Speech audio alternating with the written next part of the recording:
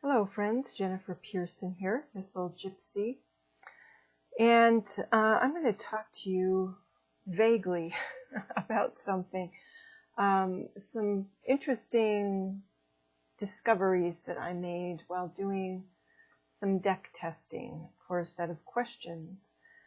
And this is what I have in front of you here. I'm just going to sort of flip through them to have something on the screen. And it's the Tarot of the Southwest Sacred Tribes, and it's out of print, but not impossible to find. I found it out of print. But anyway, the reason I'm going to be vague is because this would be too long if I was terribly specific. But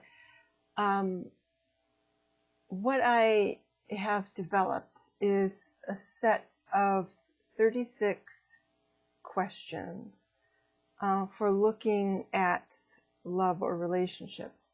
So I developed that, and I wanted to see what decks would jibe with it, if there were any that really wouldn't work. Somewhat to my surprise, this deck didn't work, and the reason that it didn't work for me was because it was giving such a dysfunctional relationship. It was just sort of over the top, and I thought, you know what, unless somebody is coming to me with saying that they've got some serious relationship problems that they want to look into, I wouldn't grab this at this, not knowing what I now know. But what I wanted to talk about was, well, let me say this. The testing was to see if there were decks that I couldn't get a fix on the questions from the deck. This I could get a fix on the questions. They were, just the story they were telling was so, like I said, so dysfunctional. And so what I discovered by doing this, just going through decks, just looking, I was going through them really fast. It's like I would ask the question, I'd flip over a card, and then I was just saying, can I get a message from that card? Just a quick, like one-liner take on how I would read that card for that question. If it was, yeah, I can get a fix on that from this card, then, I would put a check mark. If it was like, you know what, this just really doesn't work for this question, I'm really drawing a blank, then I would give it a 0. And again, just testing to see what decks work well with this set of questions. And I was surprised by a number of things. And maybe I shouldn't be for the first one I'm going to say, which is that pretty much any Rider-Waite-Smith based or near clone worked great. It's just a great system for this sort of thing. And obviously I jibe with it. Other people might get, great hits off of Marseille or Pip style decks or Thoth decks or whatever. But for me, it was like, it didn't matter what variation I was using. They were all working for this. And since I have quite a variety of them, it was great. So that was number one. That broad category held very true. Worked very well. The other thing that I found, so I had 36 questions, and I thought, you know what, it's just not going to work. There's going to be failures, or it's going to fall apart if I try to use one deck for all 36 questions, because 36 is almost half of a given deck of tarot cards. And I thought that that's just kind of straining the deck a little bit too much. And so my expectation would be that I would do sets, like 3 sets of 12 or 6 sets of 6. And then I would just do, you know, one deck for 6 questions or one deck for 12 questions or something like that. Or have 9 questions and 4 decks. But at any rate, to use more than one deck for that 36 was my expectation. But as I was doing this deck testing, which was just to see if a given deck gave me viable responses for the questions, I discovered that I don't really need more than one deck for 36 questions. That in fact, using one deck for 36 questions, given the set of questions, started to have some consistency, or often showed some consistency between responses. And so it was hard for me to give up on that idea of using multiple decks. In the end, I thought, no, I mean, why complicate it? Which is something I do like to do. I do like to complicate things. So it was like, why complicate it when I can see the decks have shown me many decks, because I went through many decks doing this. Again, kind of rapid fire. Yeah, why complicate it? They're showing me that it's actually worthwhile to stick to one deck for all 36 questions, that there ends up being some internal messages going on, some reinforcement going on within the set of questions, even just using one deck. So I thought that was really interesting, and so I just decided to share that. And so the same bias kind of applied even more so with oracle decks. So 36 questions. Could a 44 card oracle deck possibly really cover those 36 without, you know, bogging down, starting to fail drastically, you know, in terms of being able to interpret the questions with the cards that were coming up? So that was my assumption, that that would be the case. But so I started with testing the tarot decks, and when I kind of saw that doing one deck for all 36 really wasn't creating barriers to meaning, I thought, what the heck, you know, I'll try some of my, you know, quote unquote shallower oracle decks, ones that don't have as many cards, and see if it's viable. And in fact, it was. So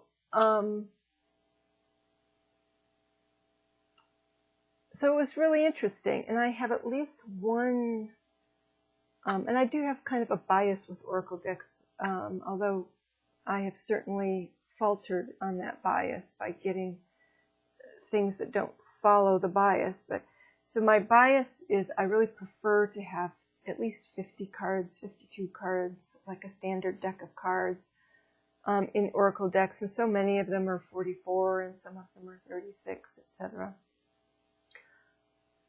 So I do have some that are 44, and I do have at least one, if not two, that are 36. So only 36, and I have 36 questions. And even that, I don't think I'm keeping any of those for use with this set of questions, but they came pretty darn close. You know, I was impressed with how well they still, with that limited number of cards, managed to cover the questions. And I do like Lenormand, you know, so, but when I use Lenormand, I like most often to use the grand tableau, so that you not only have the relationship of the cards to other cards around them, but also to the station or house that they're in on the grand tableau. And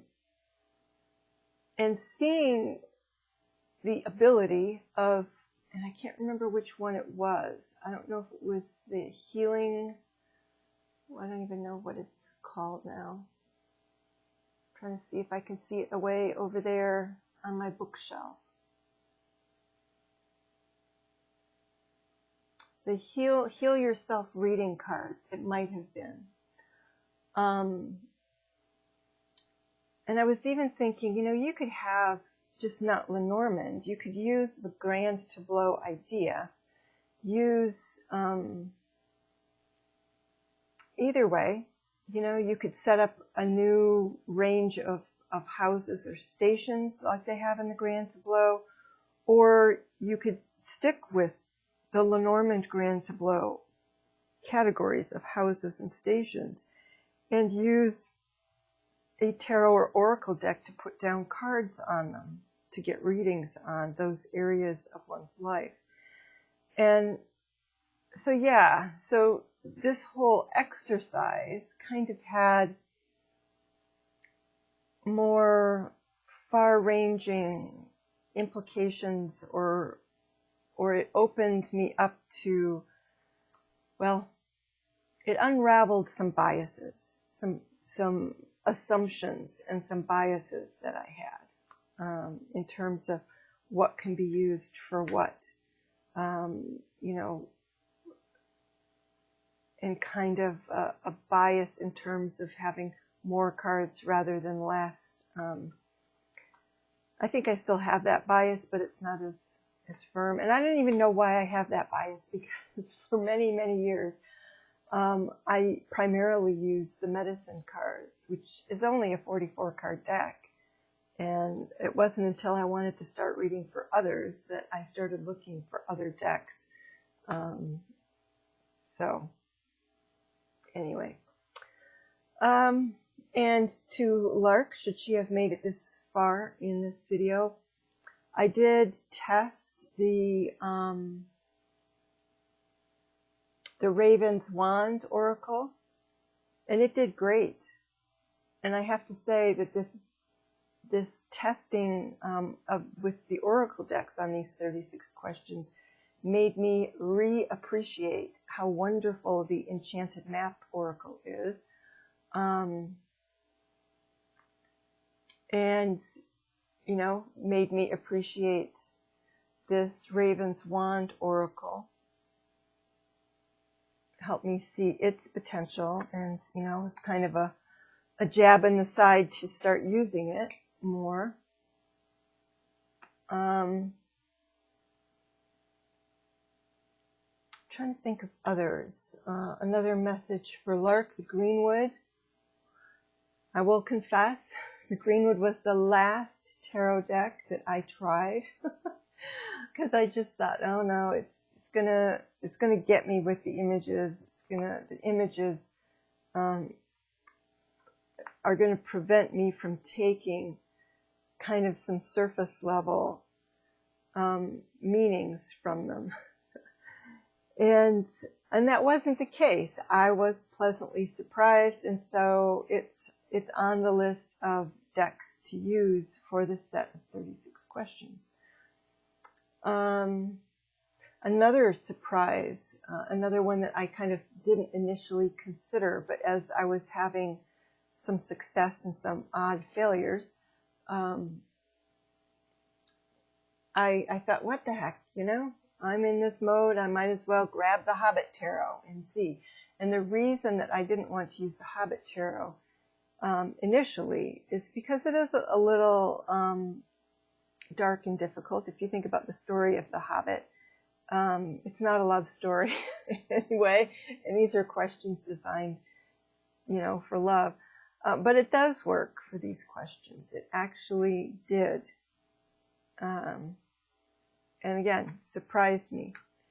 And I would probably use it more if I used it for signs, as in zodiac signs. I would probably use it more for an Aries or a Sagittarius, the kind of signs that like to push through challenges.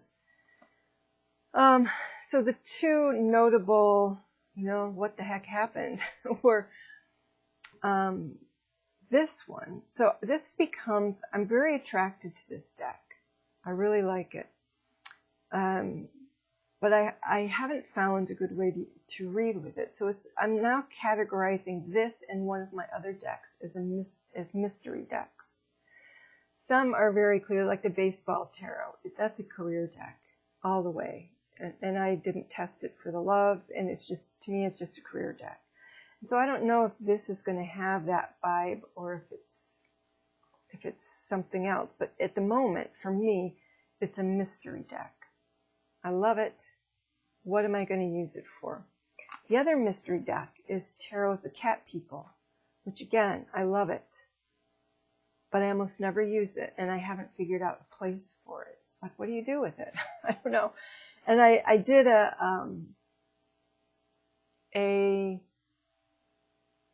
video about it, like a secondary review video or impressions or something, that mentioned, for Tarot of the Cat People, that mentioned the fact that since so many of the cards were very singular, kind of a person in a singular situation with not much going on in the environment, that I thought that part of the reason it appealed to me is because I've spent so much of my life as a single person. Although there was a fair quantity of that time that I had roommates.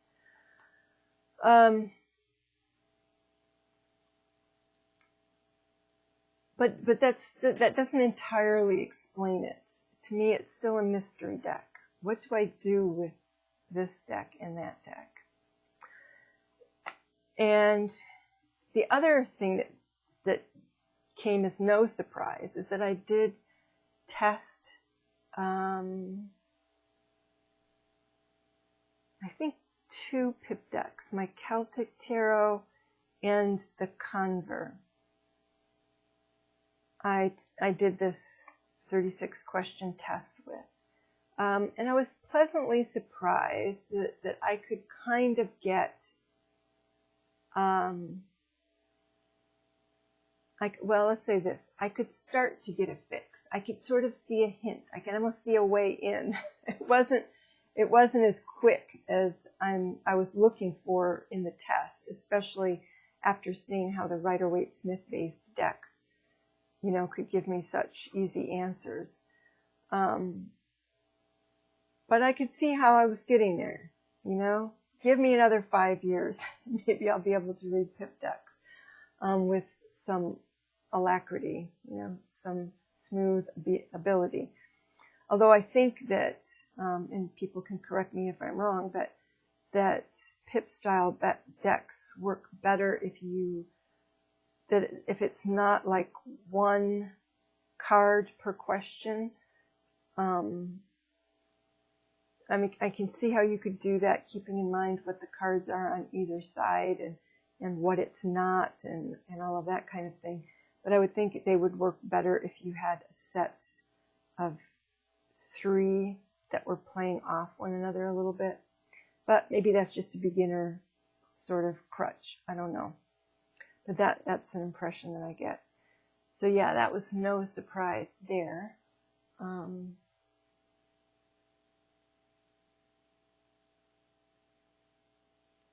I thought there was some other thing I was going to mention. Oh, yeah. So one other thing that I ended up questioning was, given that I did have considerable success in getting decks to work with these questions, or getting a fix on how I would respond to these questions from a wide variety of decks, it occurred to me that maybe the questions just really suit me for who I am and how I view the subject or topic of love and relationships. So that, you know, the extent to which a number of decks worked with this set of questions, maybe it's just, again, that the questions work for me. And thus it makes it relatively easy for me to grasp answers out of any variety of messages or keywords that pop up in front of me. It wasn't completely consistent, and there were it wasn't super consistent, but there were some questions that did show a greater tendency for me to have difficulty getting meaning out of the card that came up. I may alter those questions. I may not. They may just be questions I have to slow down for. And certainly I have no intention of actually doing the reading with the speeds that I was going through decks on this. I was just going through, like I said, check marker 0.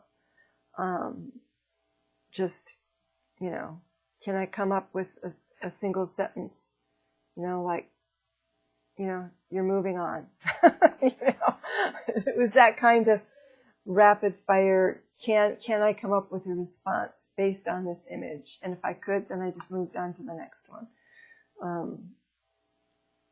So, yeah. So I just wanted to share that, since, you know, other people may share some of my biases in terms of number of cards. Certainly, the tarot worked better than Oracle for the most part. There's some oracles that there's just no way they would begin to work. And I didn't even try them. So they had to be relatively open images, open keywords that allowed for interpretation. If they were too closed down, or if they already provided a phrase, that wasn't going to work. But yeah, so there you go. I won't belabor it beyond this point. Again, just wanted to share those discoveries that I found with that sort of deck testing for your own, I don't know, for your own consideration, should you ever be doing that sort of thing, or if you never do that sort of thing, but you find what I got out of it useful in terms of adjusting your own assumptions about your use of tarot. All right, everybody, take care. Bye-bye.